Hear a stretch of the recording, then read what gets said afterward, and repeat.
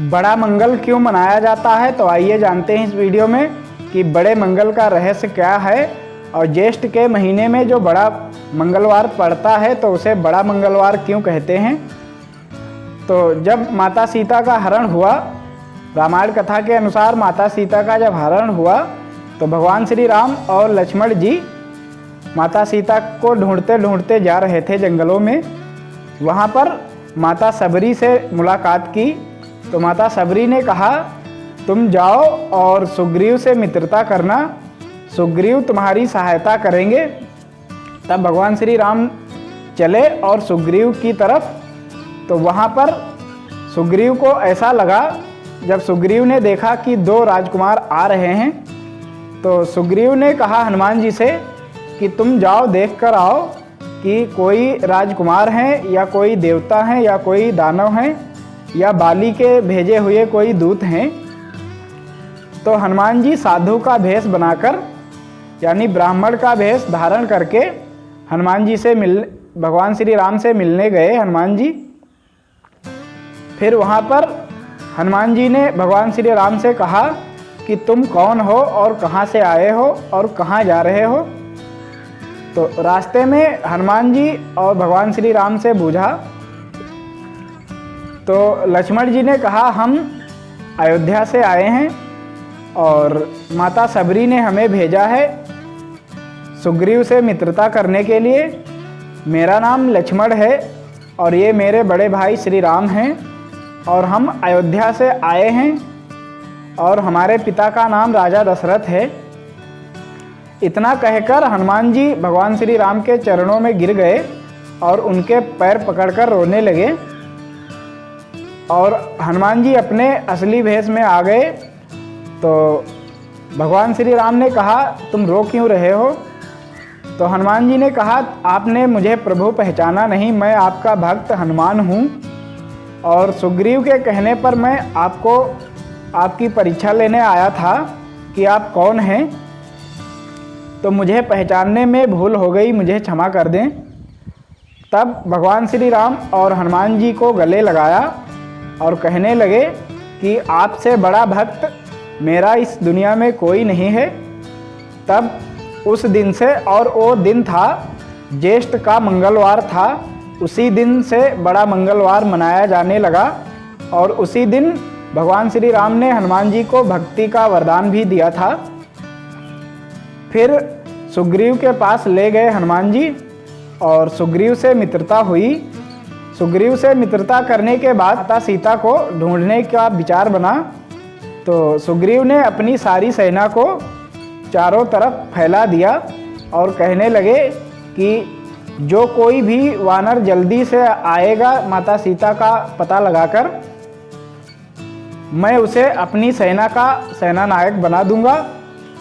तो चारों तरफ सुग्रीव की सेना फैल गई माता सीता की खोज करते और एक सेना में हनुमान जी भी चले। तो जब हनुमान जी खोज करते करते पहुँचे समुद्र के किनारे, जहाँ से आखिरी दुनिया का छोर है, वहाँ पर थक हार कर बैठे हुए थे जामवंत और हनुमान जी बातचीत कर रहे थे। वहीं पर जटायु का बड़ा भाई था। तो जब हनुमान जी ने और जामवंत ने जटायु की कहानी सुनाई, तब जटायु जो बैठा था बड़ा भाई उसका, वो रोने लगा और उसने कहा कि माता सीता को रावण हरण करके ले गया है और वो इस समय लंका में है, अशोक वाटिका में ठहराया है माता सीता को। तब हनुमान जी और जामवंत जी वापस आए और भगवान श्री राम से कहा कि हमें जटायु मिले थे और जटायु ने हमसे कहा कि माता सीता इस समय लंका में हैं और अशोक वाटिका में ठहरी हुई हैं। तब भगवान श्री राम ने समुद्र में पुल बनाने का निर्णय लिया। उससे पहले समुद्र के पास गए और समुद्र देवता से रास्ता मांगा। कहने लगे, हमें लंका जाना है तो हमें रास्ता दे दो, हम अपनी सेना सहित चले जाएं। लेकिन समुद्र देवता नहीं माने।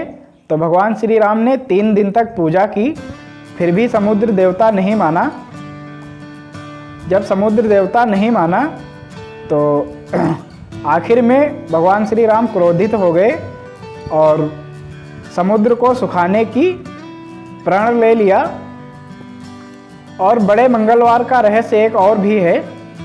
जब महाभारत में भीम को बहुत ज़्यादा क्रोध हो गया, क्योंकि भीम शक्तिशाली भी थे, उन्हें 10 हाथियों का बल भी था, तो उनको क्रोध हो गया।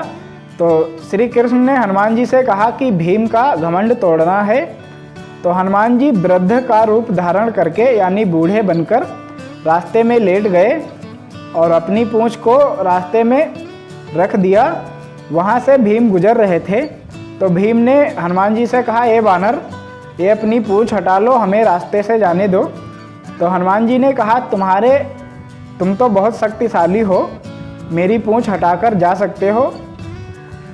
तो भीम ने पूंछ उठाने की बहुत कोशिश की, लेकिन पूंछ नहीं उठा पाए। फिर अंत में हनुमान जी के हाथ जोड़े कहने लगे, आप अपनी पूंछ हटा लीजिए। तब हनुमान जी अपने भेष में आ गए और अपनी पूंछ हटाई और भीम का घमंड टूट गया। उस दिन से बड़े मंगलवार को बूढ़ा मंगलवार भी कहते हैं।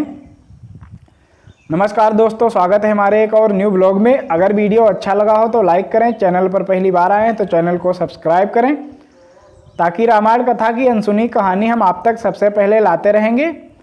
और मेरा नाम संदीप राजपूत है और आप देख रहे हैं Sandeep Rajput blogs YouTube channel. तो इस यूट्यूब चैनल पर रामायण कथा की अनसुनी कहानी हम आप तक पहुंचाते रहते हैं। मिलते हैं किसी अगले वीडियो में। कमेंट में जय श्री राम जरूर लिखें और हमें ये भी बताएं कि मैं अगली वीडियो किस टॉपिक